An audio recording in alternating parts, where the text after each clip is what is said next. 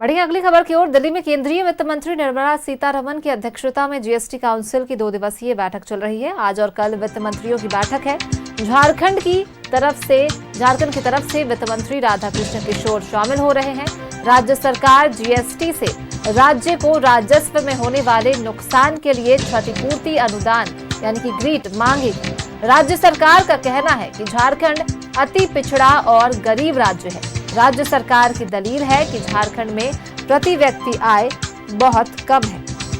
GST एक destination आधारित कर है। इसका संग्रहण उन राज्यों में ज्यादा है जहां उपभोक्ता अधिक है।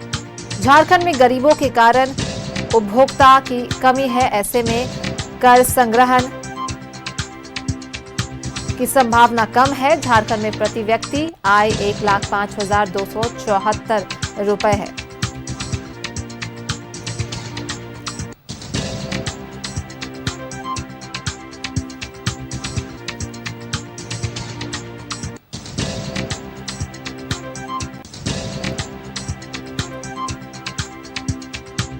झारखंड केंद्र से मांगेगा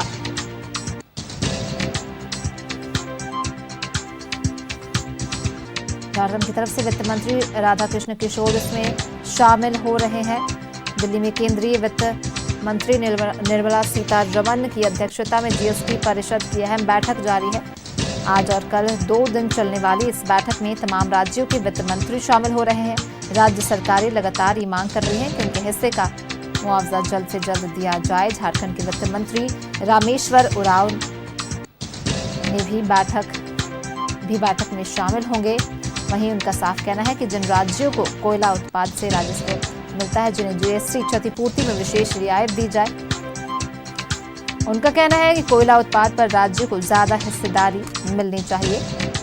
राज्य सरकारों का यह भी कहना है कि जीएसटी के चलते राज्यों की कमाई घटी है, लिहाजा केंद्रों और राज्यों की आर्थिक हालत को देखते हुए मुआवजे की अवधि बढ़ानी चाहिए।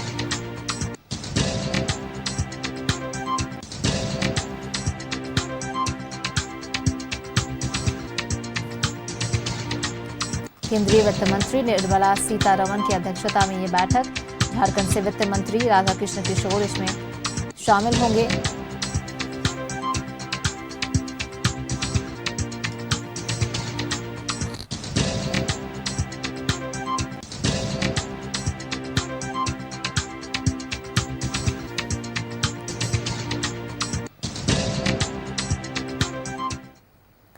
इसी पर ज्यादा जानकारी के साथ हमारे सहयोगी आनंद हमारे साथ दिल्ली से जुड़ गए हैं। सीधा उनका रुख कर लेते हैं।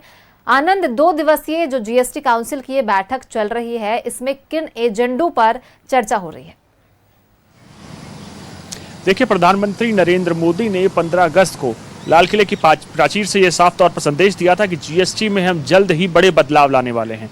वो बदलाव ये था कि 12% और 28% को जीएसटी स्लैब था, उसको सरकार खत्म करने पर विचार कर रही, जिसको लेकर आज बैठक खुद सुषमा स्वराज भवन में हो रही है और बैठक की अध्यक्षता वित्त मंत्री निर्मला सीतारमण कर रहे हैं। दरअसल इस बैठक में देश के तमाम राज्यों के वित्त मंत्री पहुंचे, क्योंकि आपने कुछ दिन पहले ही देखा था कि इंडिया गठबंधन के 8 राज्यों की बैठक खुद कर्नाटक भवन में हुई थी, जहां पर इन तमाम पार्टीज के नेता ने कहा, साफ तौर पर सरकार के वित्त मंत्रियों ने ये संदेश दिया था और सरकार से आग्रह किया था क्योंकि अभी तक जो स्लैब है वो 4 स्लैब है, उसमें से 2 स्लैब जैसे ही खत्म होता है सीधे तौर पर कहीं ना कहीं लोगों को टैक्सेस से राहत मिलेगी, लेकिन उसका सीधा असर राज्य की जीडीपी पे या राज्य के फाइनेंशियल चीजों पर साफ तौर पर देखा जाएगा, क्योंकि जो रेवेन्यू आता है सेंटर से राज्य को वो सीधे तौर पर कम होगा, जिसके चलते जो राज्य हैं कहीं ना कहीं आप भारतीय कई राज्य ऐसे जिनकी जीडीपी उतनी अच्छी नहीं चल रही, फाइनेंशियल कंडीशंस उतनी अच्छी नहीं चल रही हैं, जिसके चलते वो लोग सरकार से मांग कर रहे थे कि उनको एक्स्ट्रा पैसेज दिया जाए, जिसको लेकर आज तमाम वित्त मंत्री वहां पहुंचे और उन्होंने सरकार को अपना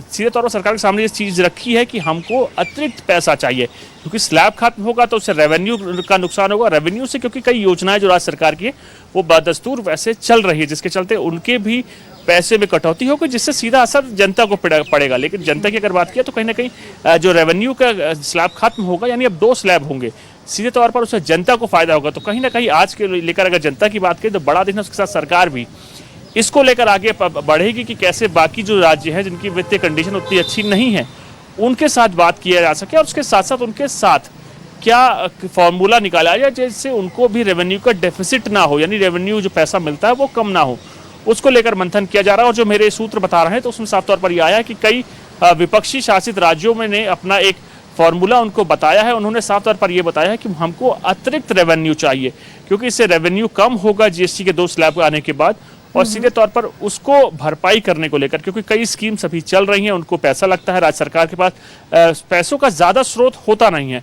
केंद्र के पास और भी कई स्रोत होते हैं रेवेन्यू लाने के, लेकिन राज्य सरकार के पास कई स्रोत नहीं होते, जिसके चलते कहीं ना कहीं वो केंद्र सरकार पर डिपेंडेंट होते हैं। और यही कारण है कि वो सरकार से आग्रह करेंगे कि ज़्यादा उनको पैसा दिया जाए और कुछ साल तक अतिरिक्त दिया जाए।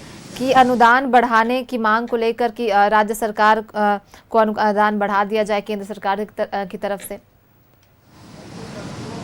जी, अभी तक सरकार ने उसमें सहमति तो जताई है, लेकिन वो फॉर्मूला क्या होगा, कैसे इस तमाम चीज़ों को किया जाएगा, उसको लेकर अभी मंथन किया जाना है, क्योंकि अभी तक कोई एग्जैक्ट फॉर्मूला लेकर के नहीं आया है।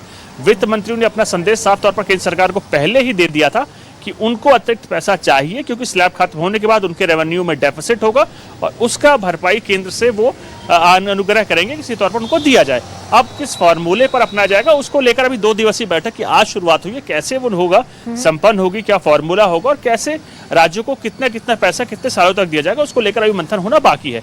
तो अभी आप सिर्फ साफ तौर पर यह बता सकते हैं कि सरकार तो तमाम अलग अलग राज्यों के वित्त मंत्री हैं, उन्होंने अपना संदेश केंद्र सरकार को साफ तौर पर दे दिया है कि उनको रेवेन्यू ज्यादा चाहिए और कई सालों तक चाहिए।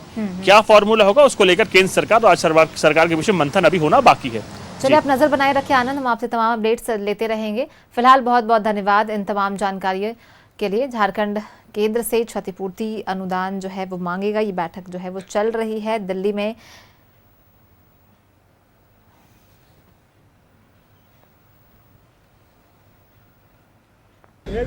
The Prime Minister of India on August 15th has announced from the Red Fort that there is going to be a Diwali gift to the people of this great nation.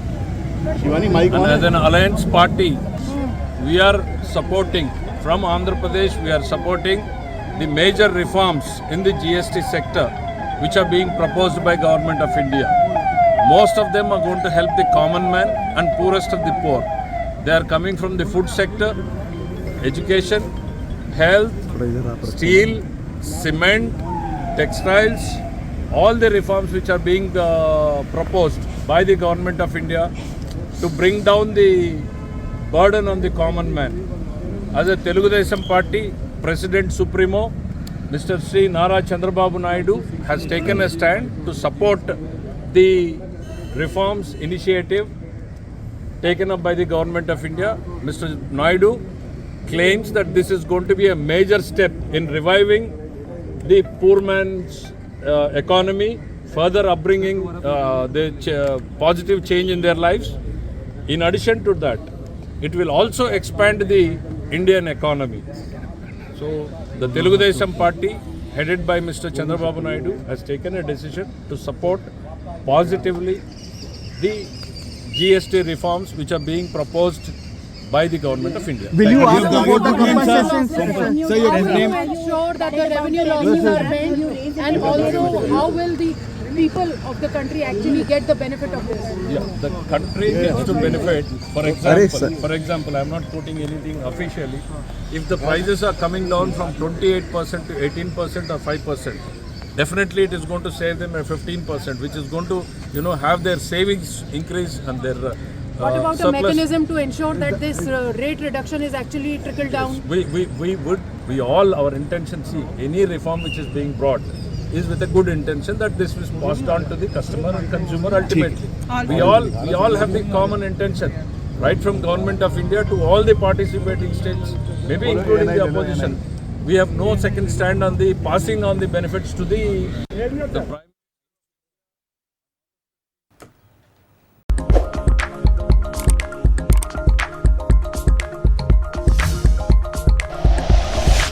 Like and share videos, subscribe करें हमारा channel और press करें bell icon.